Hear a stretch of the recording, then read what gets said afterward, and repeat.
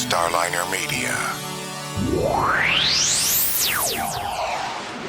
Starliner Media presents Music Night at the Majestic with your host, Michael Boswell.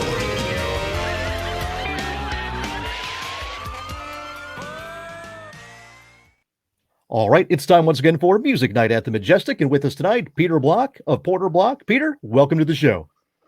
Great to be here, Michael. Thank you. I'll tell you what, it's good to have you here. You've got the new album out, Clean Up the Living Room, which I really enjoy. Yeah, actually, July 19th is the drop date, but we snuck a few singles in there, and we got you an advance copy. So, Absolutely. Well, I'll tell you what's interesting with it from me, having listened to your previous material. You seem to have, it's a progression, it's a growth, but your influences on this seem to be a little different than on your previous work. yeah, influences, they come and go, right? I mean, I try not to think about it. I've played music and listened to all kinds of music, and sometimes I'm playing what I'm listening to, and sometimes I don't know, there's no connection.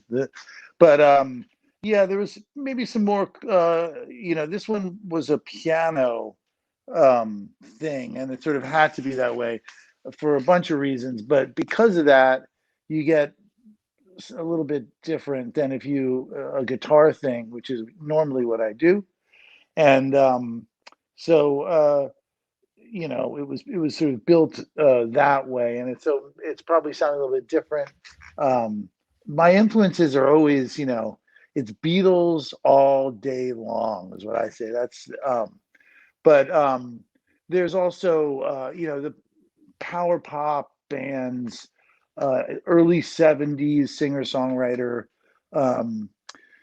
even like stuff like Gilbert O'Sullivan or something. I was trying to think of piano playing, you could even say Elton John. But it's different when you're playing a different instrument, so it's going to sound different. I'm glad it sounds different, though. Maybe record companies wouldn't like that. They'd be like, well, we want it to sound like the old one. But I take it as a compliment that it sounds different than the other stuff.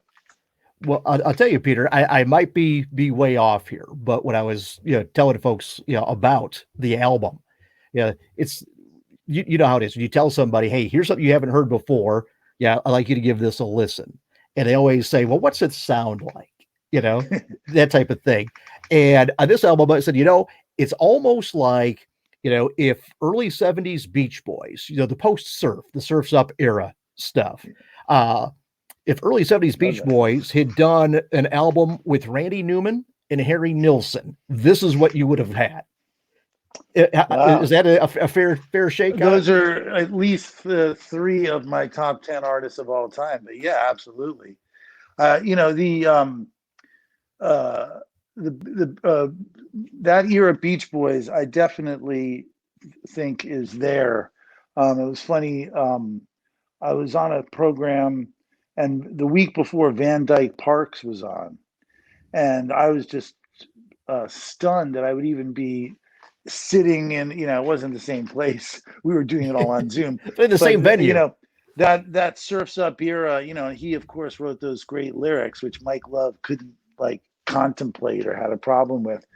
And also I was listening today, I think it was an anniversary. This was at the late 60s, but the album Friends. I don't know if that's a Beach Boys record that Brian had something to do with, but also started to let the other guys in. But that's a waltz. Friends, we've been friends for so it's and that's definitely on this album. There was a couple songs where I said, I want to do a waltz, because those generally don't come up when you're playing guitar unless you're playing a wedding or something. But you can kind of turn it around or make it 6-time like we did on one, so it's not obviously a waltz.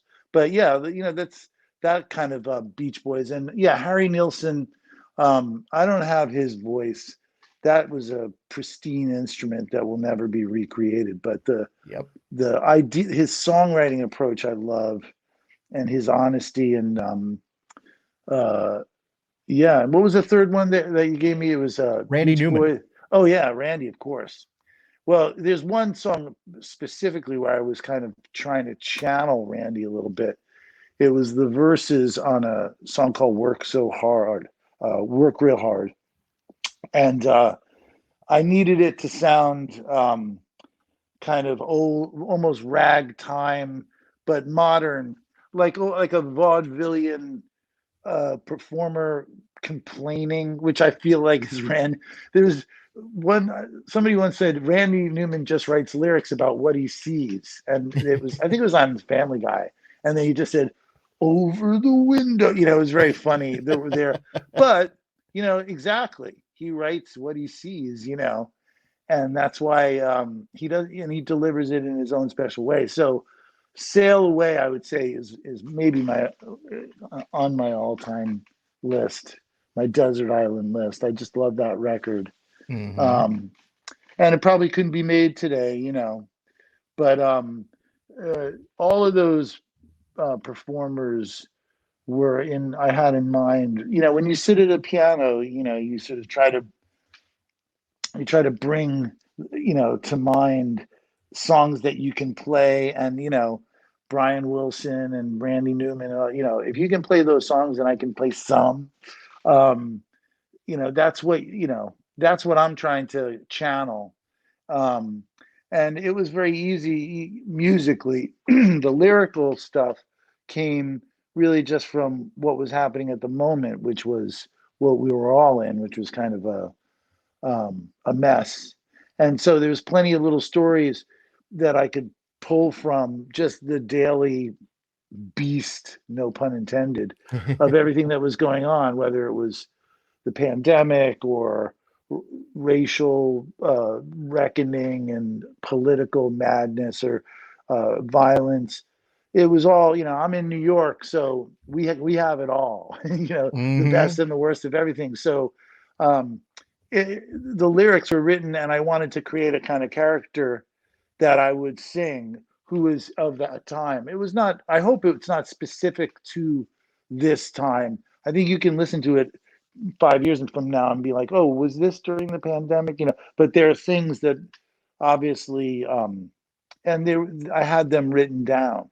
So it was a question of playing around the piano and getting at that headspace where you can make some of those ideas work. And obviously, yeah, you channel artists like the ones that you mentioned. I'd say a little also Warren Zevon. I was trying to find, that's that era, and he had a great kind of rock band behind him. And my partner and producer, Caleb, is a great guitar player.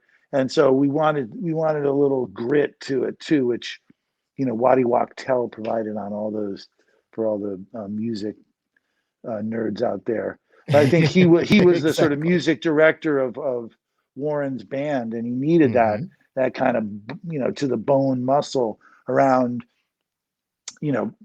piano songs, and also the character's approach. Sometimes I sing from a character who's almost kind of paranoid, or it's not me. That's everyone sort of, oh, is that you? What's the autobiographical?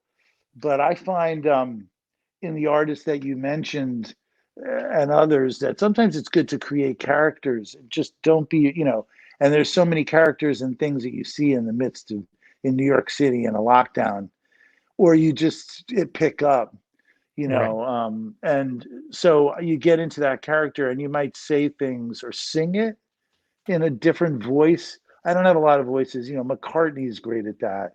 He's got so many.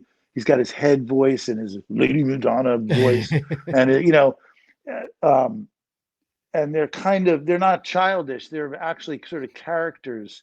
Right. So I tried a couple different voices. As you get older, you can't really do the ones you used to be able to. But that's what Harry Nilsson was a genius at. On the first side of Nilsson Schmielsen, he must sing and play, there's 5 genres of songs in probably, I dare I say, 4 or 5 octaves. He's one of those 3+ octave guys that just like blow you away.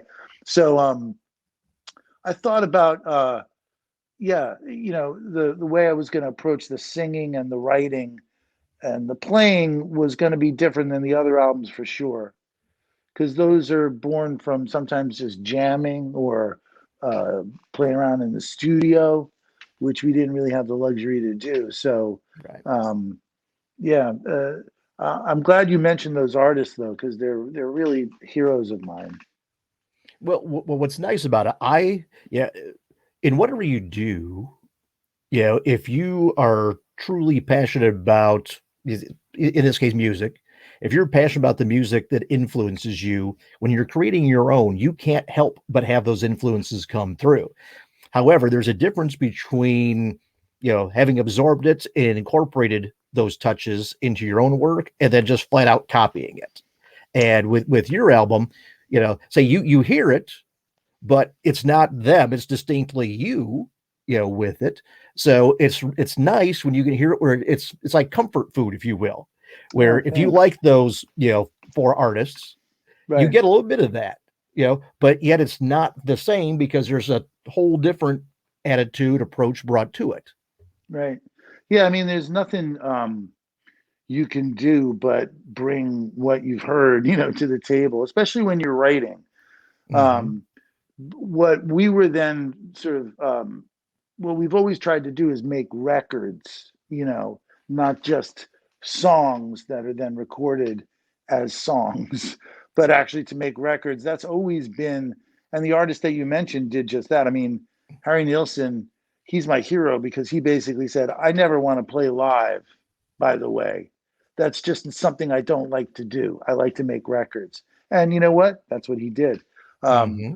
I like playing it live, and that's a completely, and now that it's been taken away, it's so much more important. But making the record of the song, yeah. And then you, of course, set a template like, well, what records, like what's the sonic template for this? And invariably, you go back to records that you've loved or listened to. Um, I was on a record I made with Mike Viola, who's a great musician and producer. But I remember he said, okay, well, let's choose a sonic template of a record and agree not to use any instrumentation that's not on that record. And we chose Ram, which is a great choice because like there's everything on that record. There's strings and Hmm. oboes and tubas. Um, uh, but there's no industrial sounds or there's Right. no beats. There's no. So you want to try to it's such a cliche, but like a painter choose a palette of colors. But to me, sounds and arrangements are more vivid even than paintings. Get Hmm. into a little discussion on uh, painting versus music, and it's very similar, because I can't. I'm such a bad artist. The painting and drawing, even handwriting, is not my suit. But um, the way that they're kind of like, you need to choose a sort of subject and then Hmm. you need to choose a feeling. That's what we're really in, is the feelings business. um, and the artist that you mentioned, better than I could ever dream, can convey a feeling so easily, audibly, and a painter can do it. um, and that's what it is, like that's our currency. That's the only thing that we really, who said, somebody, I think I heard John Batiste say that. He's a pretty talented guy, but he's basically saying, yeah, it's all feelings, and sometimes it's not what you think, especially singer songwriters. It's all about them or their feeling. There's that joke of the singer songwriter constantly writing the song bemoaning his ex-girlfriend or whatever it is. um, and you want to try to, that's what I was saying before, you want to try to get out of that if you can. And so if you can pick a feeling, you definitely want to get a feeling across, but then get some specific details and a subject, or even, dare I say it, like a full-on story that you can tell. um, those other stuff The other stuff goes down so much easier and better. And that's what I think, yeah, if we're talking about, that a great songwriter like a Brian Wilson, can do just effortlessly, and it's all feelings with Brian. So you hear God Only Hmm. Knows and you cry, even if it's like the 1,000th time in a row you've listened to it, because it's a combination of all that intertwining harmonies and those moving chords, and it's all feeling. Um, and he can get it across that way. He's very kind of he's a great example, because I know there's so much going on with Brian that that's not there, at least on the early stuff, that Murray and the whole no one wanted to hear. It's like In My Room is about as far as, like, all right, we know you want to go in your room and there are Hmm. problems in there. But you can almost hear him work it out, like make it better with the music.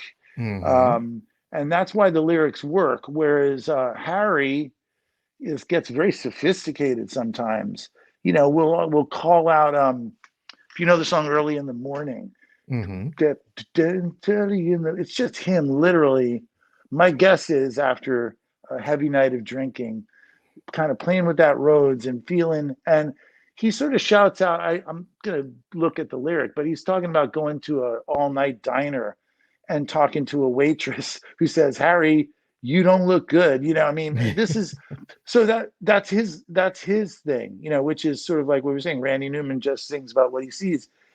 That's like he did that, but he could contain the whole feeling, the whole tragedy of it, by somehow creating, the music around it, and then coming from him, from that vessel. That's what's coming. So, I'm here. I have all these great records that I love. I like music. I like to consider myself a songwriter, and then this sort of cataclysmic event takes place, uh, and everyone stops everything. Um, that was a real, and it was serious in New York, because it was also, it was like an emergency that you couldn't see and you couldn't hear. So people started banging stuff at 7 o'clock, right, and doing all of that. It was just, um, so that suddenly, you can turn it if you don't let it get to you. If you, as the song says, you work real hard to never let it get you down. Um, uh, to try to take that and make it a bonanza from a songwriting perspective. And so that's what, then it became fun, like anything else. It's a game, where, I would wake up in the morning, and just like a crossword puzzle, start filling in lyrics or sketching out song ideas. And it was pretty quick and easy. Everything came. I'd read an article about, because of COVID, they stopped making mannequins, and there was like a factory of 500 or 500,000, I forget, um, pieces of mannequins, and that's all the images I needed for a song called Spiral Down Fashion Doll came. It was just a question of kind of being in the right headspace and pulling it. And so this, and then I had to make a recording of it. We, um, a demo, you want to say, but especially with piano, you got to sort of play the song from start to finish. I try to, my son, like he plays pieces of things. I'm always like, play the whole song. Sometimes they'll play something on an iPhone and they'll listen to this, and then before the chorus comes, they go, "Isn't that great?" I'm like, "Wait, what?" So I wanted to make demos that were really songs that I played and sang in their entirety, not necessarily a great perfect recording. And that was the vibe. That was the recording that I'd send over to Nashville to Caleb, and he'd start building the feelings. He got the feeling from the recording and from the song, which was generally complete lyrically, um, but sometimes not. I would just put dummy lyrics in, and then he'd you couldn't separate the voice and the piano because it was an iPhone recording.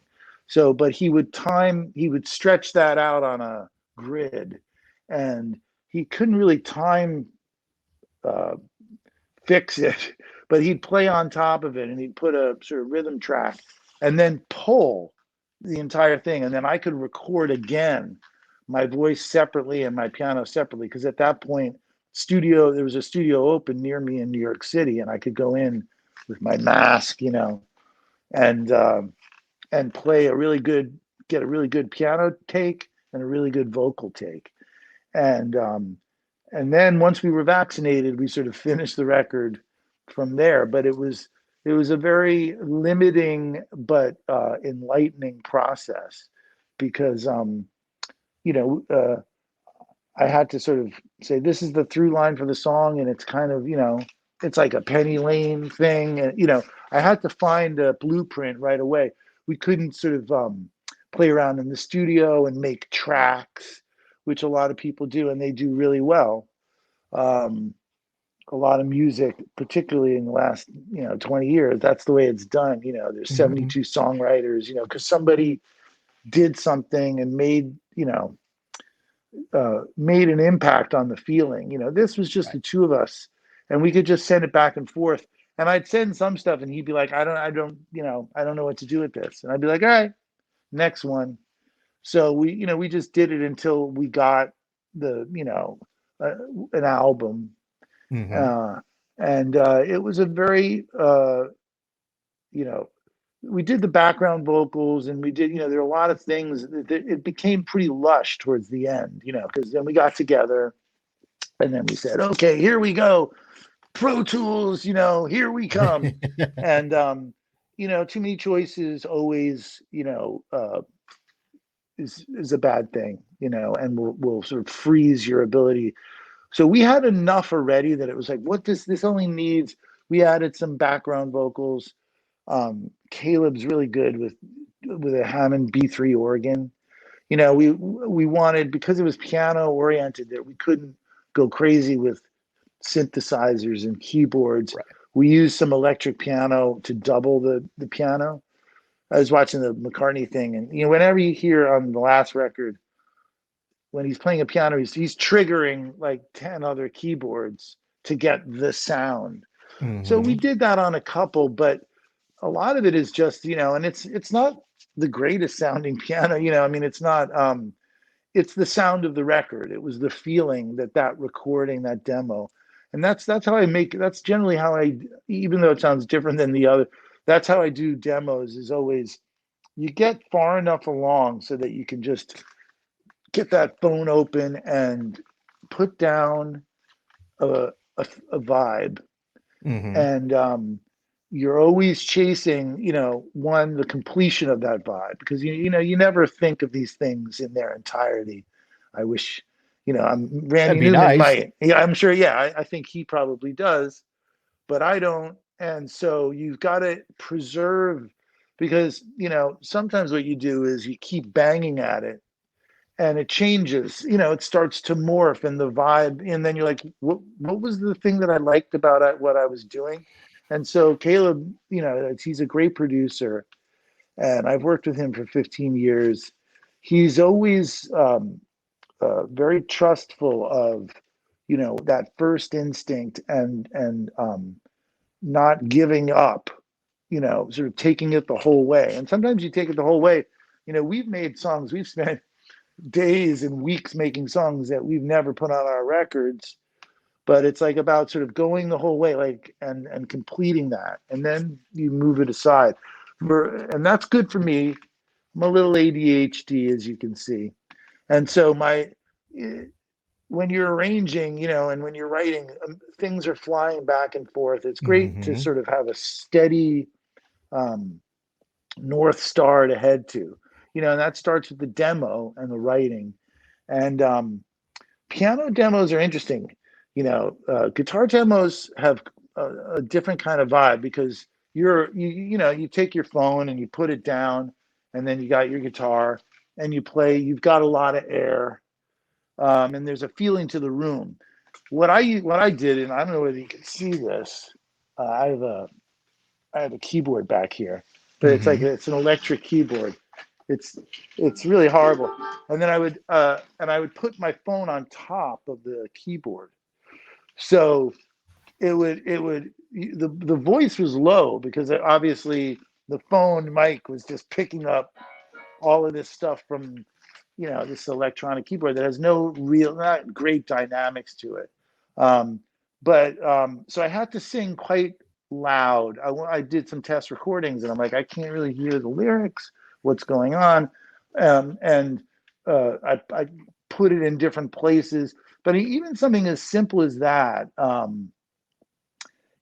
can affect the sound of your demo, which can affect, the way you approach the song and how you want to arrange it.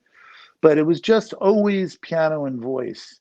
And then we decided, and we went to town, we did one song where we kind of did some, I would say Simpsons-esque orchestration. I would never, we're not, it's not a Burt Bacharach kind of thing, but we put like little strings and zips and, Caleb's great at using pedal steel and other things just for transitions, and passing chords, not country music style, but we used it on Say Something Nice to get that twang, you get those sound effects and things. And then at the very end, I remember we were listening back to it and we just thought, it's just too clean.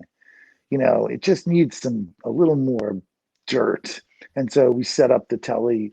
We've got an amazing setup, with an old Fender amp, and just threw on some, I like Keith Richards called the Telecaster the screwdriver of guitars. I mean, it's essentially the first tool you go to, and that's all it really needed was a little dirt.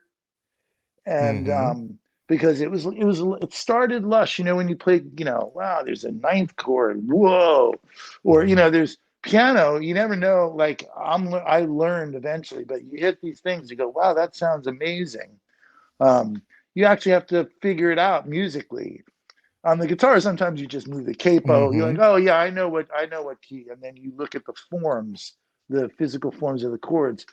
So this one really opened me up where I started doing little chromatic things where I could just like drop half step, which is something that is not done a lot in pop music. Generally, you modulate at least a full step because the human ear, it sounds a little whirly girly. It sounds carnival like when you go up and down.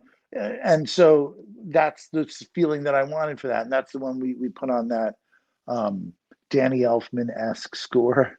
And, each song needed a little bit of touch-ups, which Caleb's great at. And then when we came together, we could say, what does this need? Oh, sing, just go, oohs and ahs. And I love, we did a lot of dits and ooh, I love doo-wop music. That's another influence that, like you don't really hear it, but when you have a chance to do D or like Rubber Soul era Beatles backups, that's always fun. That's like a great thing, and then you hear it back, you're like, wow, we sound great. That's all you need. There's not much, but it came together quickly. And as I said, we just mailed it back and forth and got it close enough that we can come together, overdub and mix it really straight out. Another thing that's happening now is as we go, because you save it to the computer, you sort of mix as you go, particularly if you know what you want. I know there are people who do, like Rick Rubin will say, okay, do it again, but play it, use a sitar and play it in, double time. Or he'll come up, he'll make the artist, and it's sometimes very illuminating to play the song a bunch of different ways and find the right way. Because we were so tied to what was going back and forth, the songs came together and had to in a linear fashion. And so we were close to being mixed by the time I got out there.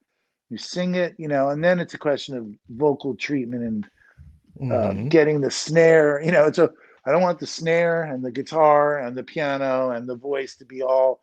So you spread it out and you make it, give it as much oomph. This record didn't have, I listened to records that I made 10 years ago when mastering was a thing. You remember back in the day when everything was so loud. It was always what was going to be the loudest on radio. And they would master records. And so invariably, the dynamic range would shrink and shrink, and it would be like a wall. This Yep. one, we took a little, and there's a great mastering. I'll shout out to Paul Logus, and he did a great job because there were a lot of acoustic elements to it, but then we wanted it to sound like a record you'd hear on the radio or see on the computer, whatever it is these days. Right. And we managed to do that. It's and then I had like a little segue song there, which was we tried to do a McCartney thing by putting in like a piece of a song that segued to a longer tune, which is really the one guitar song on the record.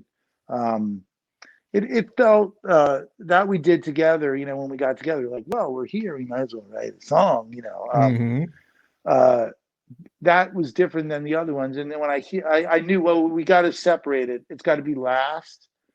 It's somewhat positive, it's called Right. Get on the Bus, but if it's still dangerous. That's the lyric. If it's dangerous, get on the bus.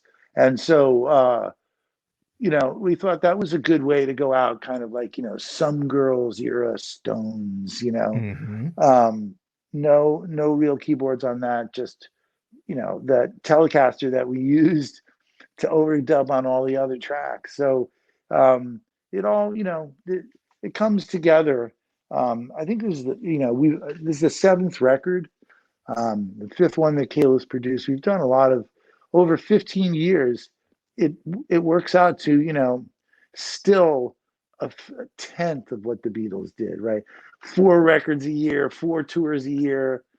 It's unbelievable, so we look at that.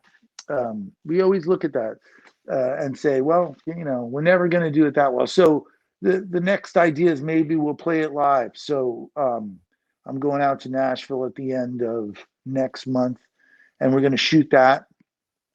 It'll be we'll have it in a video package, if you will, and play it live. So, and I've done some stuff, it's usually I'm playing acoustic or electric guitar. So we'll have an electric keyboard and a piano. We'll have all the tools necessary, and then we'll see how that stuff does live. But, it's not the record. I always like to say, and I'm a big bootlegger. I love, certain concerts, certain artists. I get it. But I always go back to the original record. It's never, sometimes it's different and great, but the record, that record, you never get, Be My Baby is Be My Baby, right? That's the record, Be My Baby. So you can play it, and you can even be Ronnie Spector and play it live, but it's never going to sound like that. And so this one, we really specifically knew that we probably couldn't we're not going to take the Danny Elfman Orchestra on the road, right? So, but we're going to play the 3 singles, which are all pretty much, as I said, there's, I'm dealing in a vocabulary that is, 71, 72, 73, Right. Dead, if I can say that, dead sounding rooms, not too much reverb, no gated snares, no, right? So we wanted to get that real, they used to build studios with like carpeting all over. It's interesting, back then, like Sound City and all those places. And then you see U2 go to a castle, and make a record. You can do it any way you want. So, but we wanted, when we talked about that, what's our sonic template? We wanted it tight, so that just, it's basically 2 toms, a kick and a snare, a ride and a hi-hat. It's like it's Ringo. It's the Ringo special. And so each drum needed to have its, that's the other thing, is to record without drums, is an issue because then you record the drums and then you have to re-record. There's no way to not do it unless we're dealing with a drum machine, because there's always going to be a field problem, a pocket, like whatever. You're not in the pocket. Well, it's so I let him just bash away because he could hear the parts. So he knew, here comes my fill, and would play. And the drums sound so good on this record. Mhm. Thunderous, but simple. And so once that was established, we didn't need any time stretching or beat detective or any of that. He laid down a groove that I could then overdub a piano. And just think of the satisfaction of sending him a real cruddy demo of the piano and me singing. And then you get rhythm tracks and muted, with my tracks muted. Then I'd go into a studio, bring them all up, and they'd sound, and then record, stereo pan piano. Beautiful. Then I could go in and sing. Generally, all the takes were done alone, so I didn't have the benefit of his production on that.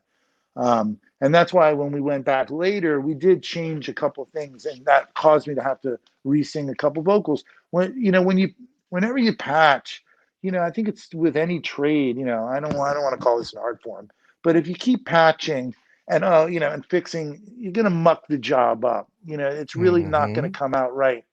And so this was something that we had to do in a very linear, as I said, way. And sometimes records are not made that way. Sometimes you make them in a room with a bunch of band members and you capture a moment. Sometimes you get an original recording and then you just layer it, or you completely program it, which is great. There's some wonderful music like that, but this was something that had to start out, as like almost a Harry Nilsson song. And it's funny, he used Ringo a lot on drums too, Yeah. right?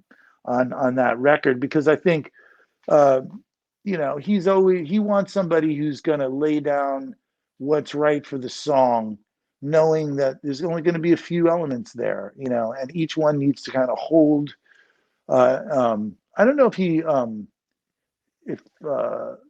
Into the Fire, if he played Into the Fire as well. There's, but like stuff like Coconut, or Driving Along, if you know that song. There's some Mhm. great, um, those are such great feelings. There's even sound effects. There's the car on Driving Along, and we use some sound effects on this too. We thought that might be appropriate. Um, just little things, not like hip hop theater or gunshots or anything like that, but little ear Seasoning to candy, the recipe. seasoning to the recipe, because um, we were trying to make this feeling, this recording, um, and I got most of it. And the one thing we got some bicycle bells. I really love. There's a song on Pet Sounds that uses a bicycle wheel, and Right. that I think that's been used a lot. Springsteen used it, but it's a great sound because and if you go, it's funny, if you go to these keyboards, I could probably bring up the drums, but all of the sounds are originally real sounds, like cicadas or like bugs, different, that are turned into percussive effects. Um, which is amazing to me. But the problem with it is they're all the exact same sound and at the exact same volume.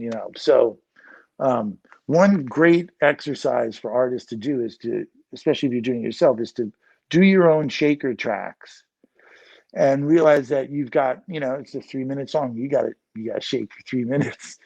So, Exactly. and I guess you can punch in here and there, but you want to, sometimes it's an egg, Caleb's real good at it. He can do maracas. But I remember McCartney talking about it when he first did McCartney 1. He realized that like 10 seconds into the take, he's like, bloody hell, I got to do 5 minutes of this. Um, but it gets you thinking about the arrangement. Sometimes you add things and say, well, that's enough. Let's start pulling it. That's when you worry, when you start, we got to like pull things back. We never got that far. It was always Mhm. like, it's still too clean. Just add a Telecaster. All right, perfect. Um, but a good producer, a good arranger will hopefully they'll be in the parts, and then in the actual song, little passing notes or things which you can grab onto and build an arrangement from. And then we'll see the musicians will take it. Basically, we're getting a drummer and a bass player, two guys that we know, but they're going to have to learn now the record, and then we'll see what they bring to it. We'll probably try not to do a perfect version, as I said, of the record, because you never, you're ending up being disappointed. So it'll be Right. maybe something a little bit more spontaneous, some more jamming, some more fun. Mm-hmm. That having not played, we're not a big live band, but we've played live all over the place, and I know a lot of people that's basically what they do. And so to be in the situation where you're locked down for 15, 16 months, it's crazy now, right? So the idea of going out live now, a couple nights ago at the Garden, Foo Fighters, it's just now going to be crazy in almost Mm-hmm. every venue. I think it's going to be interesting to see. There are, especially this summer, venues that are going up that are just like, hey, play on this, play on the Staten Island Ferry, or just like play in front of this bar. Mm-hmm. New York City is encouraging, and I'm sure all over the country, people are hurting to go out and play, so that'll be interesting. There's a whole bunch of records that are going to come out now as the result of the pandemic. Right. And then we'll probably see like a live period where, you're going to see, I was just driving today out of the city, and I saw that the Eagles are playing Hotel California in August. And I was thinking, wow, yeah, they were out, with their new band and everything. I think Fleetwood Mac too. They're all going to come back, and that's always going to be there. But to me, it's like it's the up and coming artists who are playing smaller venues. Are those venues still there? Or Right. are people kind of sort of smart entrepreneurs plotting on how to get live music?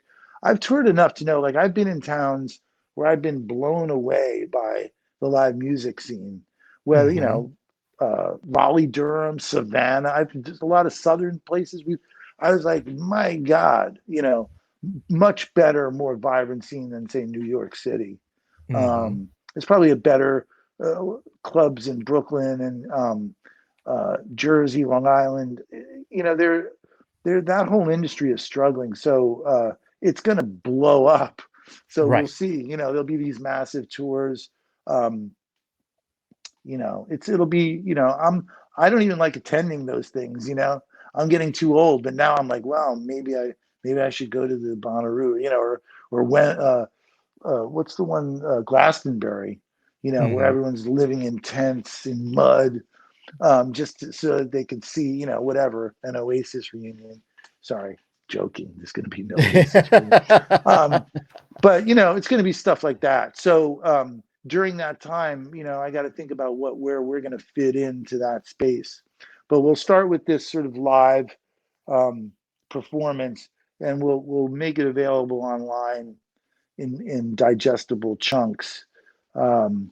So that people could see, hey, this is they're a live band, and no, that was on the record. We're, some of our songs. I was thinking of, I was rocking out to Supertramp today. Give you my age, but I was thinking, they did some great live stuff too, and those are very, well arranged, orchestrated pop songs. Even like the last ELO tour, I thought was pretty damn good. Um, Well, so you mentioned Supertramp, Peter. Now that's a band whose albums were meticulous. yeah, I mean, you'd be hard pressed to find something that is, more sonically clean and precise than Supertramp. But yet their yeah, live shows were also unbelievably meticulous and yeah, sonically, which is just amazing. And you mentioned ELO, the live from Wembley, concert. yeah. Yeah, Great, loved it. I loved it. yeah, There's absolutely. also a Jeff Lynne movie that was made about 10 years ago where it's just him and the piano player, and he's playing the songs just on an acoustic guitar. And God, he sounds so good. That those songs, because you remember them so big. Also, ELO is one of those bands where I always screwed up the lyrics. I've always, remember, it was like, don't bring me down, Bruce. I always thought he said Bruce. Like, why is he telling Bruce Springsteen to bring him down? Mm-hmm. Or Telephone Line, there's a million, mistaken. And he sang them really clearly. And I was like, yeah, without all that arrangement and stuff, it's Yep. just the song and the melody. And, he delivers it great. He's obviously, we both love his production approach, and we use it on a couple of songs. He's very mechanical, so you got to have a song that is an eighth note driven kind of gum gum gum gum. Because what he he creates that sort of perfectly engineered house that can then have all these flourishes. Mr. Blue Sky also, like doom doom doom. It's just got this solid construction, and then he just builds this awesome, beautiful thing on top of it. We're a 4-piece, so we're gonna, we have no ELO aspirations, but I can sing, Caleb can sing, bass player's gonna sing, and the drummer's got to even do so. So there's a lot of ground to cover, so we'll see. But it will be obviously stripped down a little, which is may Well, do tell me the this, songs Peter. justice. Yeah, we're talking about concerts. What was the first concert that you went to? Well, I'm going to give two answers to that question, because the first one wasn't really a concert. It was a TV show called Saturday Night Live that was hosted by Howard Cosell. It was before Saturday Night Right. Live. So this is before 1975. And the Bay City Rollers and Charo were the musical guests. But the real first concert I went to was the Wings Over America, Okay. July 76, I want to say, June 76. I was just a youngin'. But yeah, I love, on the internet, you see those, date yourself by naming the concerts that you've seen. Listen, at this point, I would go see anybody. Just the idea, it was written out at the Foo Fighters concert about, just a packed house with people projecting and singing, and massless people being like, yeah, that's got to be a great kind of feeling. To be the performer on stage would be, wonderful, inspiring. But even to be in the Absolutely. audience, I think would be like, not, I like the Foo Fighters. I think they're good at what they do. Great stuff. It's like, right. But I could see like those anthemic kind of rock songs suddenly being elevated, to really, almost emotional type of, I was just to going an to say it emotional becomes an place. emotional release. Yeah. Yeah. And, I see that at concerts, but I think you'll see it now more, I would hit the last concert just to bookend this, the last concert I saw was an outdoor concert at Forest Hills with Blondie opening for Elvis Costello. Oh, wow. And this was maybe 2 years ago. It was obviously 2019. It was 2019 or 20, but the big concert, I've been to a lot of like small clubs and shows, but in terms of like a concert, and it was, it was a great experience. Chris Stein, to see him on sitting down playing guitar, but playing it perfectly, and Blondie, all those songs, Elvis and the band, I could see, I took it for granted then. I was like, the parking is shitty, maybe we should leave before the encore, and now I think I'd be one of those last stragglers, just like, until the last roadie leaves the stage. Yeah, it's a communal, I'd like to say that what was devastating about all of this was how we were all languishing, so it's a kind of a depressive feeling, I think, or just like a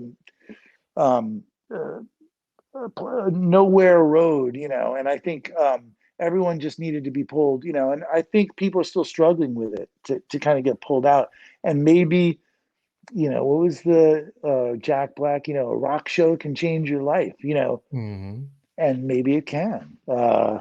Where, especially now that, I know people who are still sort of worried about going to work or just worried about doing their daily tasks. What's over the rainbow that I don't know about? Mm-hmm. And there is a of the moment, beautiful kind of physical release to a live performance that you don't get from a record. That's Right. not on Be My Baby. Every time I listen to Be My Baby, it delivers just what I wanted to, but that it does not It's a deliver. perfect record. Yeah, right. And so we got to get down to like perfect concerts. We got, in a way, I think we all need like a year to get over the year, you know, Mm-hmm. um, and then somehow, my kids are, they're growing up in this, they're adults, but to be going to school in the middle of this and to be a musician, to be able to make music on your own and even make a record that you can then distribute and get out there in the midst of this. I felt, well, that was, I got something accomplished, and so the flow that everyone talks about, maybe a lot of your guests do, get into that flow, that mind flow where it just, and that's what you strive towards. Um, but the hardest thing about being a musician, when you're on the road, is the 22 and a half hours that precede the show. you know um, that's where you've got to make sure the flow's not interrupted or that it's maintained and kept so that I remember arriving, I'd always need, it's great to have someone drive for you. It's great to all these bands, they know they have it good because it's harder to kind of just drive yourself and then kill time, then Mm-hmm. just sort of, arrive effortlessly, walk through the front door and hello America. It's never that easy. Right. So we'll see. But this one is a very controlled. That's what I'm saying. It's almost like a Harry Nilsson special that we're doing, like the thing he did for Playboy. So, but Mm-hmm. this is with a full band, and we'll have earphones in our ears so we can hear each other. No tracks, just like real live. But Mm-hmm.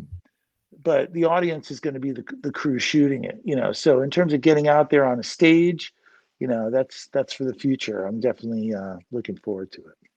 Yeah, absolutely. Well, tell you what, getting back to the record, uh, some of the tracks on there, the chorus on "Say Something Nice" is got a great hook because once you hear it, it sticks with you.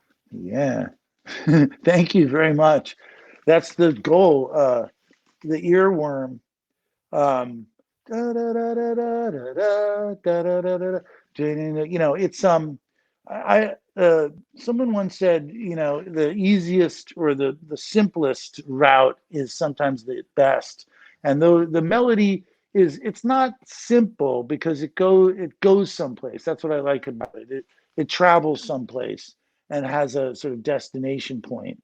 um but that's one of the singles, and it was the album opener, and it was um, sung, in the character of that kind of that that paranoid social media uh, COVIDiot, which is sort of what I came Mm-hmm. up with during that we've all become COVIDiots, and so that was a way, it was a good opening statement, I think, because everyone kind of got it. Like, oh, say something nice about me. I get it. Mm-hmm. Um, uh, most people don't. And the idea of needing that as an affirmation I Right. thought was a good idea for a song. Yeah, absolutely. Now, earlier you mentioned about doing the vocals, the ahs, what have you, on "I Don't Want to Wait," which is not the Paula Cole song for anybody who hasn't heard the album yet. I like how you have the vocals up again over the piano. So in that one, Yeah, well, that was a song that was of two parts. It was the sort of I don't want to wait, that feeling. No, no, no, no, no, it has a rhythmic, and Then there's the sort of hypnotic verses, which are very like pandemic-y, I'm Mm-hmm. beat, I'm apprehensive, this whole thing sucks. So I needed a way to bridge them. And I just came up with a little piano cadence. And we were going to go and write lyrics. But it was like, well, let's just do a kind of like Beatles, and then we thought Mm-hmm. that was a good enough segue to sort of bring the two together. So there were three separate, distinct parts. Um, and so, yeah, thank you. It was born out of laziness more than anything else. We were going to write lyrics, and then we heard it and we thought, it's good, just leave it. It's sort of like a, beat Tom Petty kind of, so it was just a way of linking two ideas. Yeah. Well, then on Take the Boat to Water, you've got kind of a jazz thing going on that one. Well, all right. It's very white jazz. It's yeah, and we tried it. We tried this 6/4 kind of feel. Um, and the bass line, which is just the left hand on the piano, it is very jazzy. I guess you want to say. Well, we wanted the chorus to sort of explode into just normal 4. It's really 6 kind of, but like almost like Beck, like a. So it was jazz into sort of more electric um, chorus, but it is Mm-hmm. a jazz thing, and it's something that we haven't really tried that much. I like I played the riff, I had it, and I just thought the idea of taking the boat to water, trying to get someplace that you haven't been, and maybe being a little bit apprehensive about it, or hopeful, So Right. it worked thematically with the record. But thank you. Yeah, that's a deep track, and I love it a lot. We haven't done a lot like that, and it Yeah. was hard. It was hard to do because I'm not a great piano player, but it's simple enough. It doesn't improvise the way a jazz bass like um, a, a jazz piano bass line might. It's quite steady actually, but it moves enough that it gives you that moving bass line feel, and allows the chords on top to kind of settle. And so, yeah, that was one of those songs in 3 that I was talking about. I was like, well, I'm playing the piano. I might as well choose some time signature. In rock and roll, we generally you count to 4 and that's the end of it. So this was more. We did one that was more of a waltz. 1, 2, 3, 1, 2, 3, and that was more 1, 2, 3, 4, 5, 6. 1, 2, 3. So it drove. Right. Well, then you went a totally different direction then on Mind to Control. Yeah. Well, that's sort of a ADHD song because it is it has many parts. They don't really link up except in that chorus, mind to control forever, designed to withhold whenever. And that's a descending mind 2-5-1 uh, thing, but I kind of stretched out and added some jazz notes to it. And but the verse part, the boom ba boom ba was almost a childlike um, uh, feel. It was the way you play it is almost boom ba ba Mm-hmm. boom ba, and so it it turned into this thing about people owning each other and through information and um, particularly human beings, but also corporations. But this is more like people who are dating online or looking online and thinking that they know um, what you are simply about what is posted on you on your Facebook Mm-hmm. page or in what. And so uh, and then I thought it was a cute little play on mind control. It's Right. mine to control. And so then it just sort of played out. As I said, most of these things I would slot in the rhythmic, the onomana, the way it would feel. And then I would in the morning, like a crossword puzzle, think about the song and go through my notes and then start slotting in. So a lot of these songs, that was one that took, that just kept plugging in. It was like a crossword puzzle that we eventually finished. And I was like, oh, we're done. Mhm. It's and then that Brian Wilson section, mind where he's sort of stating positive, affirming things, healthful things. Brian Wilson used to write a lot about health food, even though he was possibly the most unhealthy person on earth. Yeah. But yeah, it was so that was a song that was like for songwriters out there, it was a patchwork, and I wasn't convinced about it. But eventually it had enough power because it felt like it was about it felt into the through line of the album, which is this sort of this feeling pent up paranoia, or depressive languishing, that's the feeling of the record, so that when you say clean up the living room, it's as I said, a very simple request, but in the mind of that character, it's an existential reality that can't be met, and of course the cover shows, what possibly many living rooms in America look like. There's even a commercial where they show, I think it's for TD Ameritrade or banking, one trading, where a guy's sort of online on his own, and his kids are just beating the shit out of his living room, and he just can't. He's like, and he just sort of, it's a cliche now. You just accept it. It's like, well, we're stuck here, so the place is going to get trashed. It is what it is. It is what it is. So that's why I liked it, is that it could be just a simple thing like clean up the living room. Oh, I know that record. Like you can tune a piano, but you can't tune a fish. Or a Speedwagon. But or it's like, oh wow, there's a lot to clean up. Oof. So you can go either way with it. Right. Well, tell you what, Peter, is there any stone that we've left unturned here discussing Oh my the new album? I've been rolling like a stone out of control. I'm like Brian Jones on my way to the pool. No, I love your show. I like the way that you let the artist kind of try to represent it, and I really appreciate it. I hope your listeners like the record. And I don't, it's not available, but certainly the singles are available, so you can get them. You can stream them wherever you do your streaming. There you go. All right, Peter. We'll tell you what, on that note, we will wrap this one up. I want to thank everybody for watching. Peter, thank you for being here. Thanks, Michael. You're a good man. Thank you, everybody. Have a good night. This has been Music Night at the Majestic with Michael Boswell.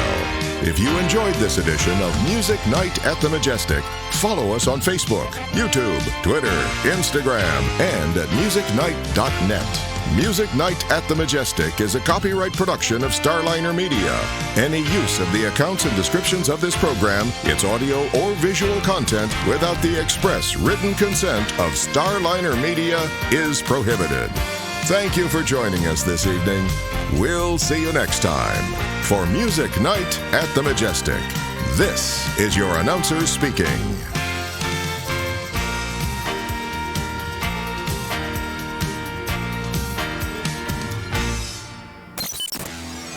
Starliner Media.